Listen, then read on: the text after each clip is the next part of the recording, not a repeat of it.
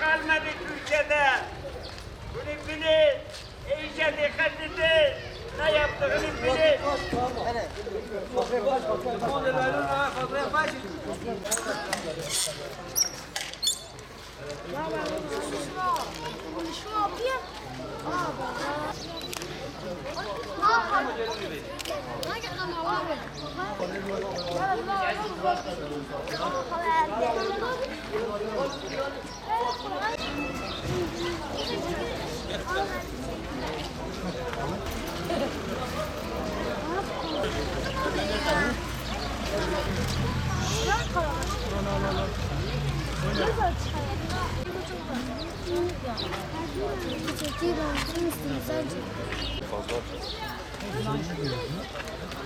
8 milyar 200.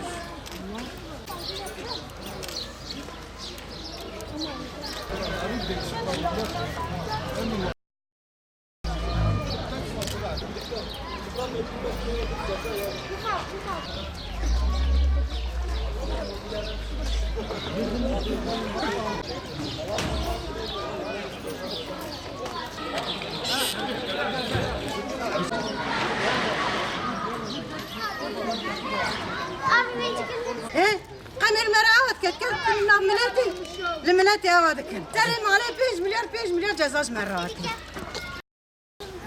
Ceyrani. Biz TEDAŞ'tan şikayetçiyiz.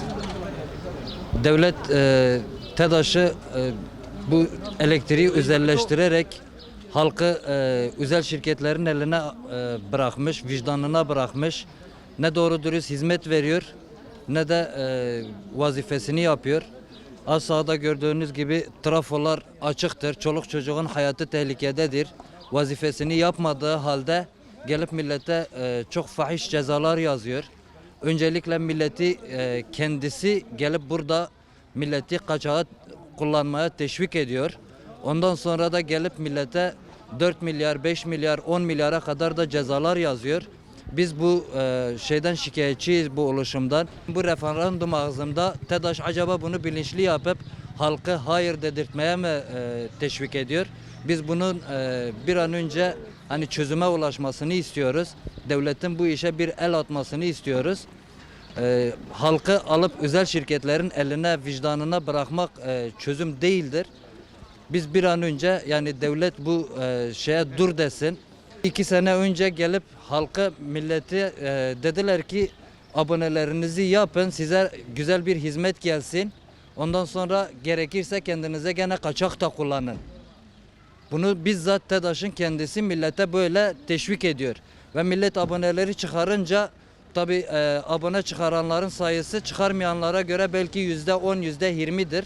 Geri kalan çoğusu abonesiz olmasına rağmen o geri kalanların cezasını da bu abone yapanlara yükletip o şekilde kendi şeylerini çıkarmaya çalışıyorlar.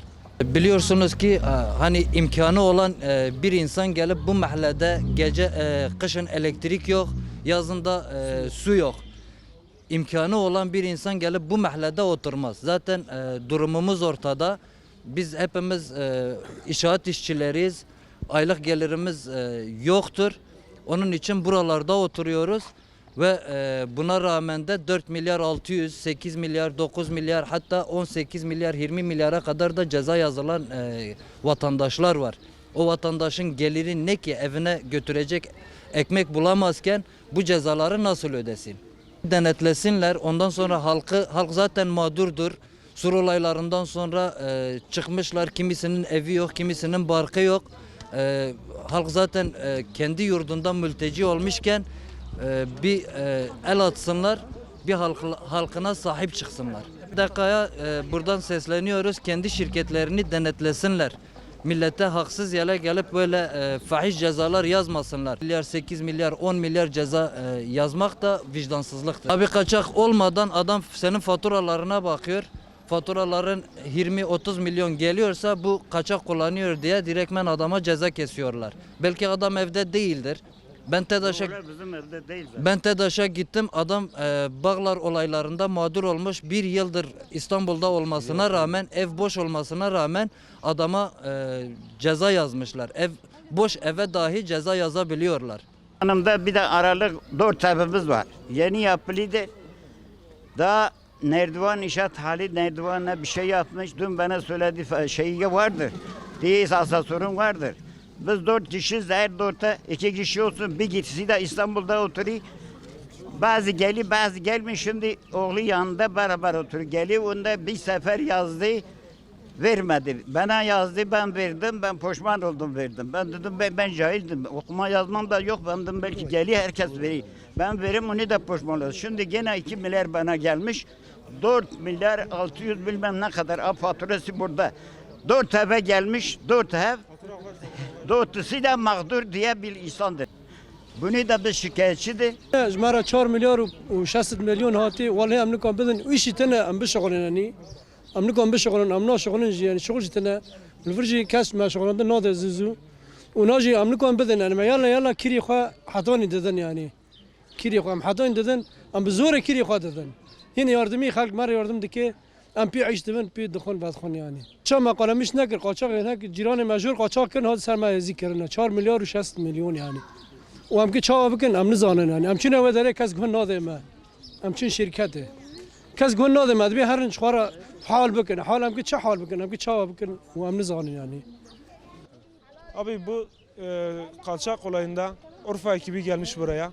Gelmiş saat 6'da ya 7'de 6.30'da panolara girmiş. Millete 4 milyar 5 milyar 6 milyar ceza kesmişler. Öncelikle bana da kesmiş. Yani böyle olursa biz gideceğiz, saatlerimizi komple sökeceğiz, çalışa geri atacağız.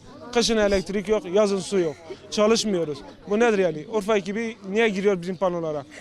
Diyarbakır ekibi dururken niye Urfa giriyor? Seçim dönemi abi, millet evet diyor. Böyle olduğu halde belki milleti kışkırtmak için hayır demesine mi şey yapıyorlar? Onu bilmiyoruz yani. Böyle olursa biz devletimize diyoruz ki bu işe müdahale edin. Gelsin buraya. TEDAŞ'ını kontrol etsin. Gelsin ekibini gene göndersin, saatleri kontrol etsin. Bu saatler buradadır. Hiçbir yere kaçmamış. Böyle olursa bir saatleri komple atıp çöpe atacağız. Bu cezayı ödemek zorunda değiliz. Hani bir suçu işlemediğin halde niye bu şey yaparsın? Bu cezayı verirsek demek ki biz bu suçu işlemiş olmuşuz. Televizyon yanmış, adam pazar günleri elektriğimizi bilerek kesiyor, hafta içi elektriği kesiyor. Elektriğimiz yok diyoruz, gelin gelmiyorlar. Yani çok mağdur durumdayız. Şu anda geliyorlar 6 milyar, 4 milyar, 5 milyar, 1 milyar, 2 milyar kime ne göz kestiyse veriyorlar. Kesip gidiyorlar. TEDAŞ müdürün yanına gitmişiz. Demişiz bu nedir? Bank kanıtını göster. Diyor ki yukarı çıkarla aşağı inen voltaj 1'de. Bir buzdolabı ne kadar yakabilir? Ben sabah 6'da çıkıyorum, akşam 6'da eve geliyorum. Tek başıma evdeyim. Bir buzdolabı değil, fatura niye 20-25 milyon gelmiş? Ondan dolayı bana ceza kesmişler. Böyle bir şey olamaz yani.